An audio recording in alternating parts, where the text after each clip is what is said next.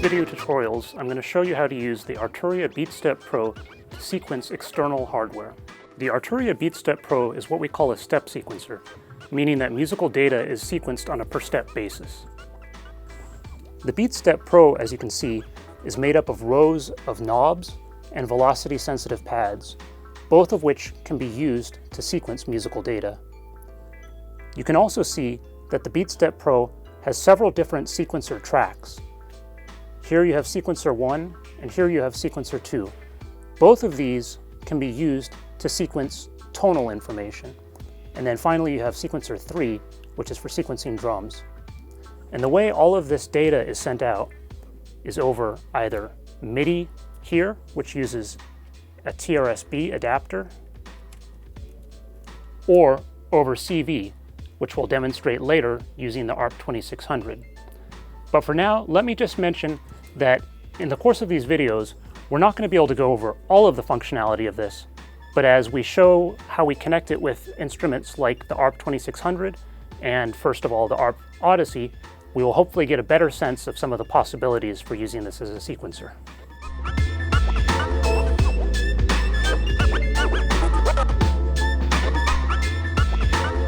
So for our first example, we're going to sequence the ARP ODYSSEY over MIDI from the BEATSTEP PRO. And off camera, we've connected the MIDI out of the BEATSTEP PRO to the, well, one and only MIDI jack on here, which is MIDI in. And we're just going to pull up a pretty simple, basic all sawtooth sound on here and get going with sequencing it. All right, so we already have a pattern programmed in here on the BEATSTEP PRO. And for this pattern, each of these steps has a pitch, a velocity, and a gate corresponding to it. And you can flip through these different parameters here by hitting the knobs button, which as you can see goes, down to velocity, gate, then back up to pitch. And when we have pitch selected, all of these knobs here are controlling pitch. And in fact, these knobs are touch sensitive, so you can touch them and see which pitch right now is recorded to that step. So here we have a D1, and here we have a C3. The same goes for velocity. We can see we have a velocity of 100, and the gate is a fairly short gate of 16. And let's just play this and hear what it sounds like coming through the ARP ODYSSEY.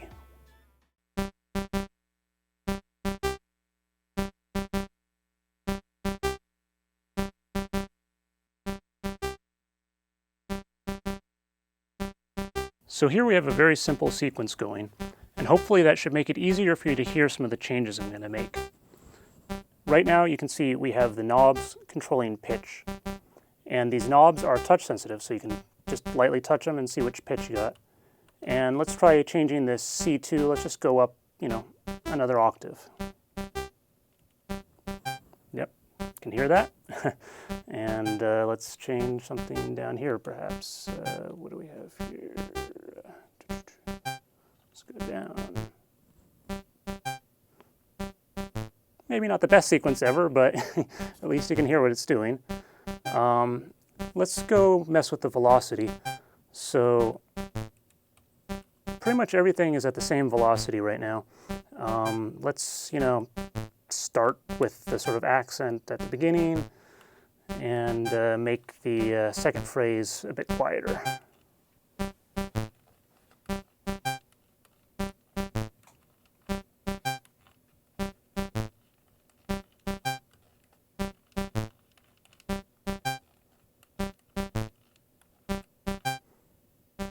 By the way, I should mention that these green lights on these numbered pads here indicate which steps are active. So you can have data on any steps, it just won't play them unless these green lights are on and these steps are active. Let's keep going and mess with the gates. Let's make it start off kind of legato and go a little bit more staccato here.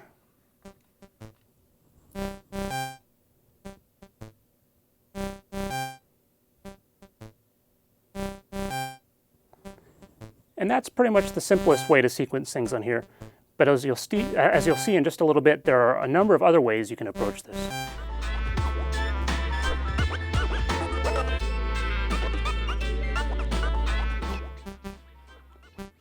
All right, here we are back with that very simple pattern. And another way to affect things and quickly start spicing them up is to interject a little bit of randomness and probability. You can do this on a per track basis or globally across all tracks. But for now, I'm just going to do it to this track because it's all we're hearing. Randomness means how much something might change, and probability means, oops, I just pressed that repeat button, and probability means how likely it is to happen, right? So let's just hear that. We've got 0 randomness right now. Just add a little bit, maybe 25. Still not hearing any changes because the probability is 0, which means that the likelihood of anything changing is 0. But let's boost that to 25.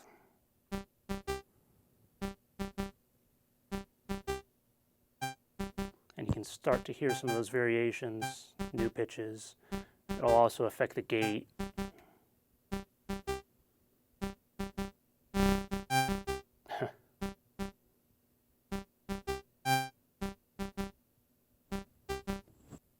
And that gives you a very basic taste of how to sequence a synth over MIDI. Next, we're going to move on to the 2600 and start sequencing over control voltage.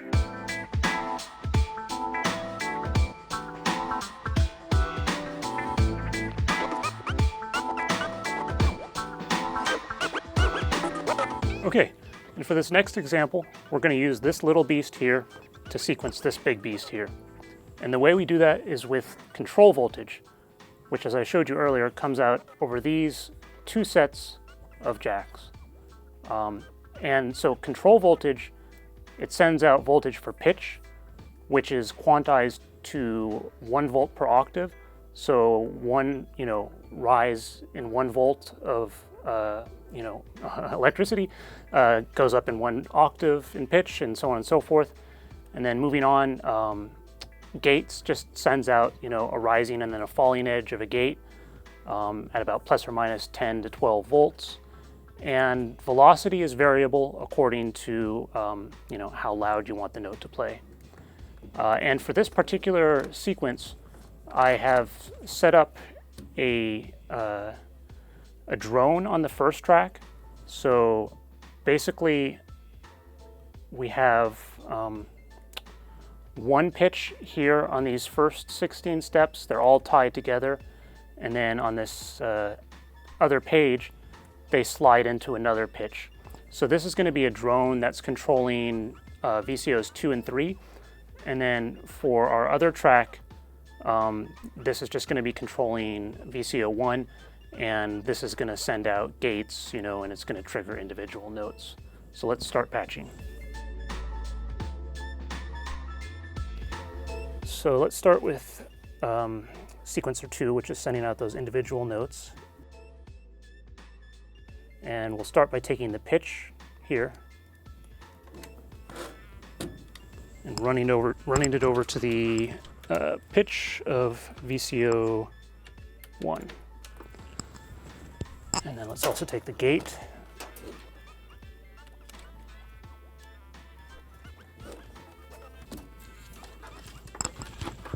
And we will plug that into our AR envelope here.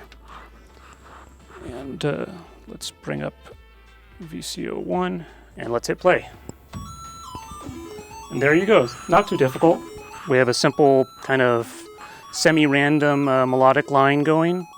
Again, sequencing VCO 1, sending out a gate to the attack release envelope here. And now let's bring in the other VCOs as drones.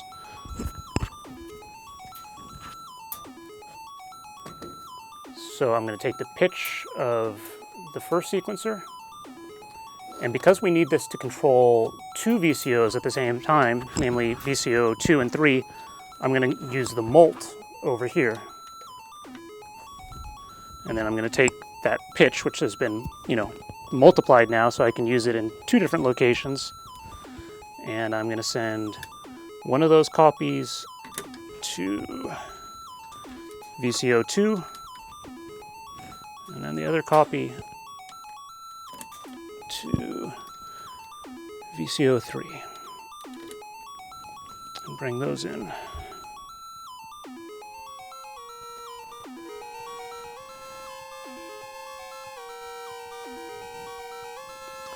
I'm going to try lowering those an octave so they're not sitting in the same space as the melodic line.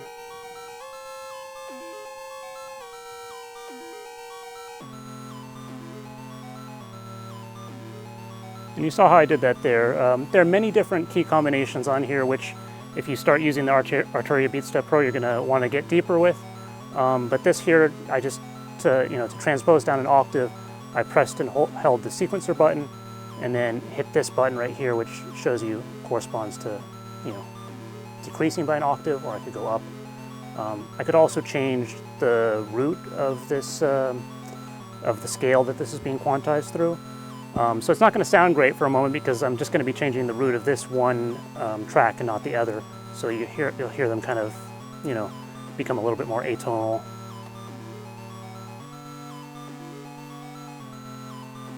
But I could go to something more consonant, like I could transpose up a fifth. Almost feels like we're building towards a resolution. And back to our original root. And, we could, do what we did before, throw in some randomness.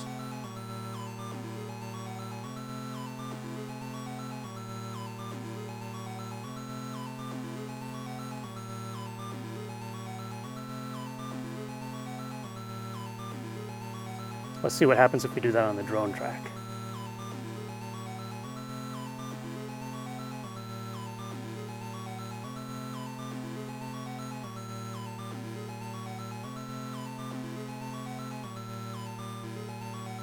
I'm sorry, this is actually the melodic track.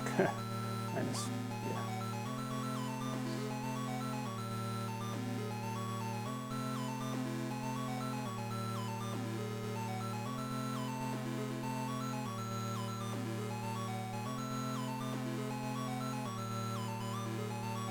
We could change the scale of that melodic track. Right now we're in Mixolydian.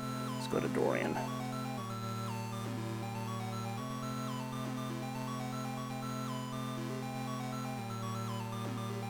Yeah, so here we have the beginnings of what could be kind of, an ambient track just on this one synth. Let's stop now. Okay, and for this next example, I want to show you how you can play in a sequence as opposed to inputting it on a per step basis. And for this, we're just going to use a very simple patch on the ARP2600. We're just going to take the pitch from sequencer 1, plug that into the pitch CV for VCO1, and then take the gate from sequencer 1 and plug that into the gate for the AR generator. And we'll start just with hearing the first VCO.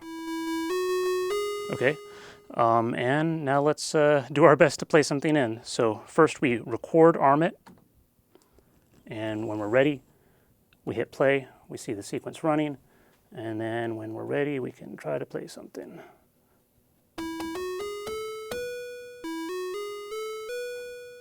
So, yeah, something. And we can hear the other oscillators tracking that.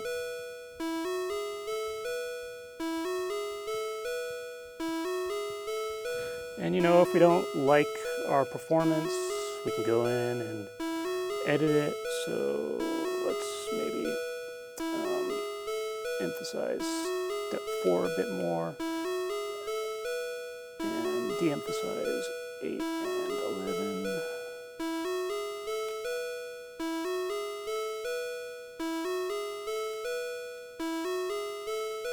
Maybe make the beginning a little bit more legato.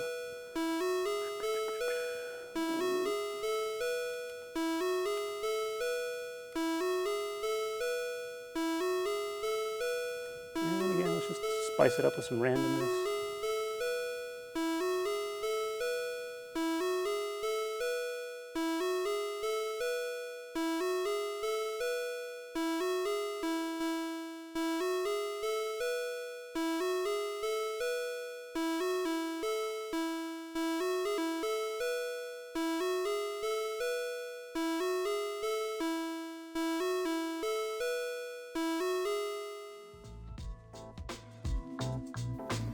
So I hope that gave you a taste of how you can use the BEATSTEP Pro to sequence some of the external hardware we have here.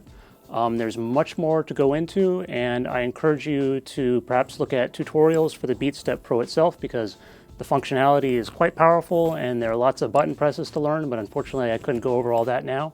But yeah, have at it.